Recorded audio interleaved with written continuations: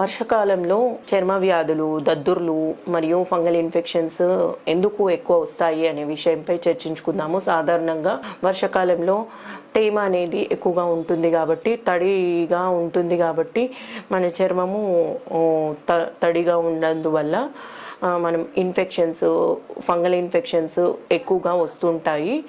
ఆరని బట్టలు వేసుకోవడం వల్ల శరీరము పొడి నుంచి తడిగా ఉండడం వల్ల ఇన్ఫెక్షన్స్ అనేది ఎక్కువగా వ్యాపిస్తుంటుంది.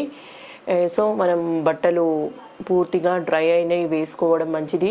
ముఖ్యంగా హాస్టల్లో ఉన్న పిల్లలు వర్షాకాలంలో ఫ్రెండ్స్ నుంచి బట్టలు అనేది షేరింగ్ చేసుకోకుండా వేసుకోవడం మంచిది.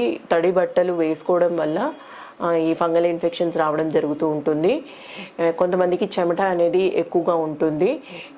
చెమట ఎక్కువ ఉన్న వారిలో స్కిన్ని డ్రై చేసుకొని బట్టలు ధరించడం మంచిది.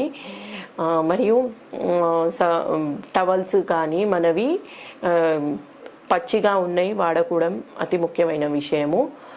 సో మనం స్కిన్ని డ్రైగా చేసుకొని కాటన్ క్లాత్స్ వేసుకోవడము, ఎక్కడైనా మన హ్యాండ్ ఆర్మ్స్ కానీ, థైస్ రీజియన్లో కానీ, గ్రాయిన్స్ రీజియన్లో కానీ వెట్ కనుక ఉన్నట్లయితే ఈజీగా ఫంగల్ ఇన్ఫెక్షన్ అనేది తేమ వల్ల వస్తుందండి.